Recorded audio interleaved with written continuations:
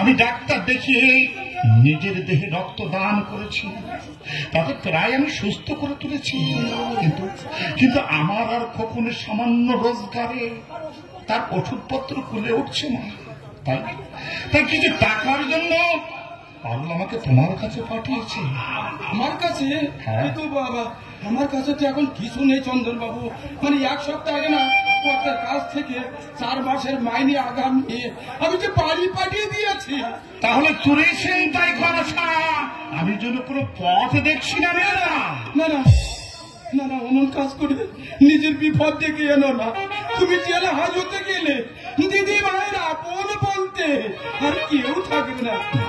তুমি একটু দাঁড়াও, কর্তা বাবু এখন ঘুমোচ্ছে, তোর বিছানা তলা থেকে আরাম চেয়েছে চাবি নিয়ে। সে কি তুমি তুমি চুরি করবে নীলুদা? বাবা বোনের জন্য তুমি যদি দেহে রক্ত দিতে পারো, কোনে পিটি করে গড়ে তোলা দিদি ভাইয়ের জন্য আমি কেন চুরি করতে পারবো না? খুব পারবো চন্দ্র বাবু। কথা জানতে পেরে যদি আমাকে পুলিশে দেয় আমি হাসতে হাসতে চলে যাব। যদি চাকরি থেকে আমাকে দূর করে দেয় দেশে গিয়ে আমি হাল চষে খাবো। তোমার দিদি ভাইয়ের দুঃখের কথা শুনে আমি হাত পা গুটে বসে থাকতে পারবো।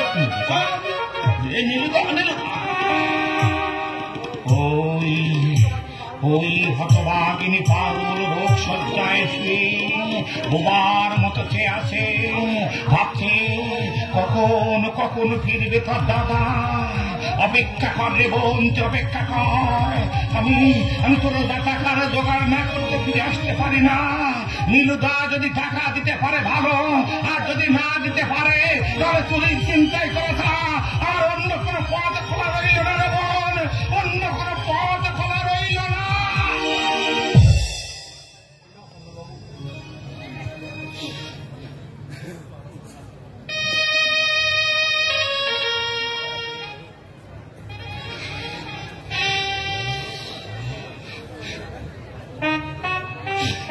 এই নাও চন্দন বাবু 200 টাকা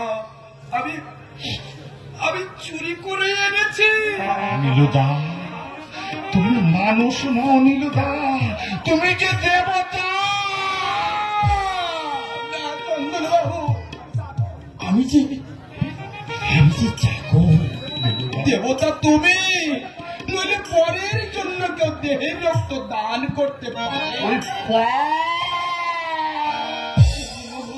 ওর জয় আমার কাছে অতি আপন হয়ে উঠেছে নীলুদা। আত্মরাত্রি হয়ে জড়িয়ে পড়েছে আমার জীবনের সঙ্গে নীলুদা। শিখির পালাও কত ঘুমাবার সময় আছে। শিখির ও হ্যাঁ ভালো কথা। আমার কখন শোনা বেশ বড় সড়ো হয়ে উঠেছে না, দেখতে ভারী স্বাদ হয়। কোথায় গেলে দেখা পাবো বলো তো? তুমি তোমার খোকন সোনাকে দেখতে? হ্যাঁ আবার কখনকে দেখতে চাও? যদি কখনো কমলাপুর রেল স্টেশনে যাও তুমি দেখতে পাবে একটা নীল প্যান্ট পরা ছেলে ছেঁড়া জামা গায়ে দিয়ে লোকের জুতো পলিশ করতে গেল না। আবার কখন শোনা জুতো পালিশ করে?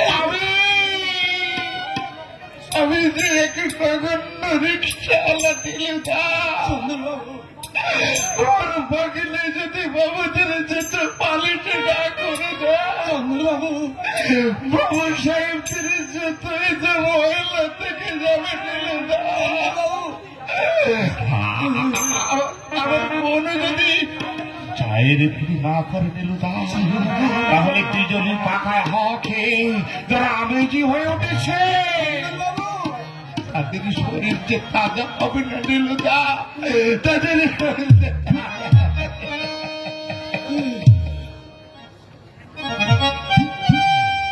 চন্দ্রবাবু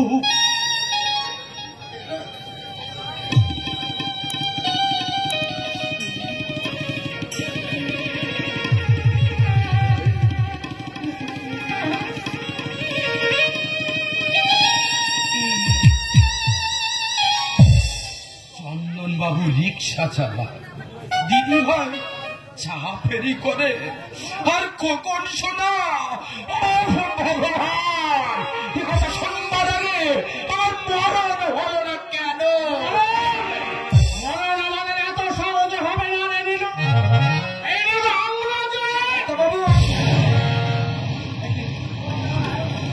তোর হাতে আমার আয়রন সেটের চাবি?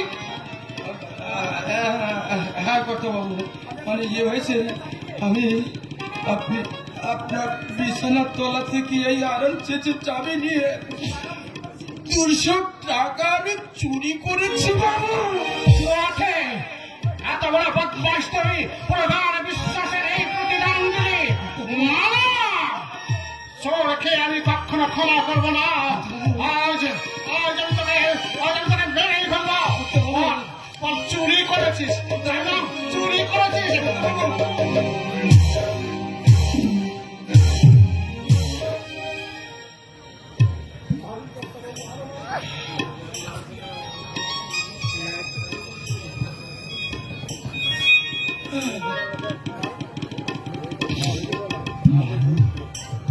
মারুন কর্তা বাবু, আরো মারুন, লাঠিতে হবে না বাবু।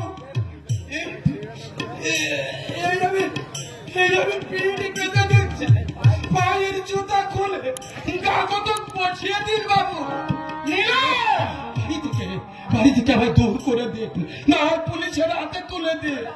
নইলে আবার যদি ওই চন্দন বাবু দিদি ভাইয়ের জন্য সাহায্য চাইতে আসে, আমি যে এমনি করে চুরি করতে বাধ্য হব। কি বললি নীলু? আমি যে চুরি করতে বাধ্য। এই নীলু, তোর দিদি ভাই মানে তুই আমার পারুল মায়ের জন্য চুরি করেছিস? কি বলবো কর্তা বাবু, ছোলে পিঠে করে যাকে আমি মানুষ করেছি তার দুঃখ কি আমি সইতে পারি বাবু? পারি না বাবু।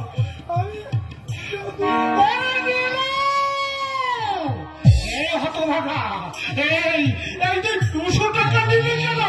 তুই 2000 টাকা দিতে পারলি না বাবু। আমি তোকে মেরেছি তাই না? এই না আমার হাতের লাঠিখানা নে, আমি তোকে যেমনি ভাবে মেরেছি তুই ঠিক আমাকে তেমনি করে মার দিল।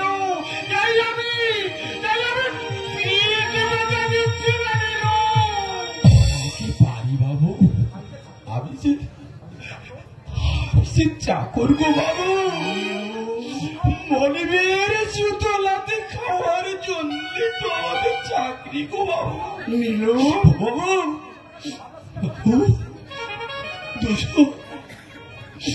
200 টাকার জন্য ভাবনা চিন্তা করবেন না বাবু। যতদিন সেই টাকা শোধ না আপনি আমার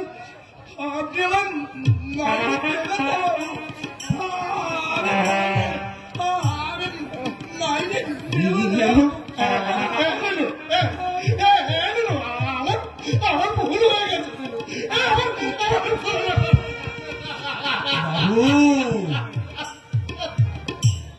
এমনি করেই তো সব ভুল হয়ে যায় বাবু, কিন্তু আমরা যে চাকর গো বাবু, আমরা ভুল করতে পারি না।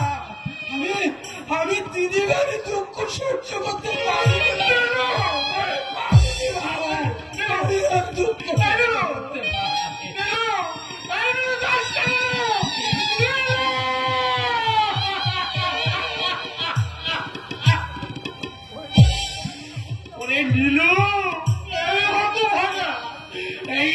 তোকে আর ওই টাকা সহজ দিতে হবে না।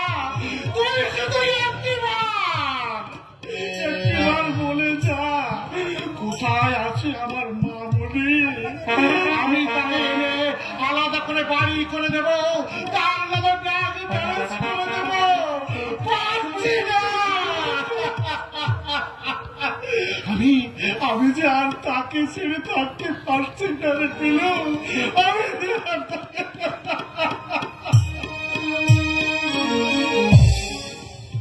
পারছি না দাদা, আমি আর সহ্য করতে পারছি না। এখানে ঘর করা আমার পক্ষে সম্ভব নয়। তুমি উত্তমের বিরুদ্ধে ডিভোর্সের মামলা শুরু করে দাও। আমি তাকে সম্ভব নয়। আমি তোকে কথা দিচ্ছি, বাবার মৃত্যুর পর বাবা হয়তো আরো 10 বছর বাঁচবে, তাই বলে আমি তো আর 10 বছর বসে থাকতে পারি না। তারপর 10 বছর পরে আমার রূপে ভাটা পড়লে কেউ আমাকে দয়া করে গ্রহণই করবে না। আমার বাড়িতে যে উঠবি, আমি থাকতে তোর কোনো অসুবিধা হবে না। তাছাড়া তোর বৌদি তো তোকে নিজের বোনের মতো ভালোবাসে। অবশ্য বাসে, তখন নারী জীবনে তো একটা অবলম্বন প্রয়োজন। আমার উপায় নেই, তুই উত্তমের সঙ্গে মানিয়ে চলার চেষ্টা কর। অসম্ভব। এখনো সে ঘুমিয়ে ঘুমিয়ে পারুলের স্বপ্ন দেখে, ওই পারুলের কথা ভেবে চোখের জল ফেলে। চোখের জল নিজের হাতে মুছিয়ে দিয়ে তার মুখে ফুটিয়ে তোলা হাসি, সেই হাসি এনে তোর জীবনের শান্তির সন্ধান। তেমন শান্তি আমার দরকার নেই দাদা। এত সকাল সকাল হঠাৎ ঢাকার উদ্দেশ্যে বেরিয়ে পড়লি? আমার এক বন্ধু এমন ভাবে চিঠি লিখেছে যে না গেলে নয়। তুমি চিঠিটা পড়ে দেখো, সব বুঝতে পারবে। মাই ডিয়ার উত্তম, কয়েক বছর আগে ঢাকার বুকে আমি একটা সোনার গোলাপ কুড়িয়ে পেয়েছিলাম। তোকে দেখাবো বলে এতদিন আমি তাকে সযত্নে গচ্ছিত রেখেছি। যত অসুবিধায় থাক একবার আসিস। কমলাপুর স্টেশনে পা দিলেই আমার দেখা পাবি। ইতি চন্দন। সোনার গোলাপ লিখেছে তবুও এতক্ষণে যখন দেখেছে একবার যাওয়া উচিত। বন্ধুর সঙ্গে দেখা হবে, আর ঢাকার বুকে দুদিন থাকলে ওর মন মেজাজও পাল্টে যাবে। হ্যাঁ শোনো, তুমি দাদার সুবিধা অসুবিধার দিকে লক্ষ্য রেখো কেমন। আমি বন্ধুর সঙ্গে দেখা করে কয়েকদিন বাদেই ফিরে আসবো। শুধু বন্ধু নয়, ওই বান্ধবীর সঙ্গেও দেখা করে আসো। চলে কেন? গায়ে লাগলো বুঝি? লাগবে বই কি? তুমি তোমার প্রশান্তর সঙ্গে দেখা করতে বাপের বাড়ি যাও বলে মনে করো আমি কোনো খারাপ মন নিয়ে ঢাকায় যাচ্ছি। জানি জানি, এই বাড়িতে হক কথা বলতে গেলে দোষটা নিজের ঘাড়ে এসে পড়ে। উপরের দিকে থুতু ফেললে সেটা নিজের বুকে এসে পড়াটাই স্বাভাবিক। কি হচ্ছে তবে? আমার দরকার পড়ে তুমি ঢাকা যাচ্ছি। ও কেন গায়ে পড়ে ঝগড়া করতে আসছে? আরে যাও যাও, ঢাকা যাও, রাজশাহী যাও, সিলেট যাও, খুলনা যাও, যেখানে খুশি সেখানে যাও। আমি তোমাকে বাধা দেবার কে? বিদ্রুপ করছো? তাকে পারি। যতই হোক তুমি আমার স্বামী, দেবতা, আর আমি তোমার দাসী। এই বৌমার কথা মন খারাপ না করে তুমি শিগগিরি রওনা হওয়া। দেরি হয়ে গেলে সকালে ট্রেনটাই কিন্তু তুই ফেল করবি। না দাদা, আমি ঠিক সময় স্টেশনে পৌঁছে যাব। আচ্ছা আসি তাহলে।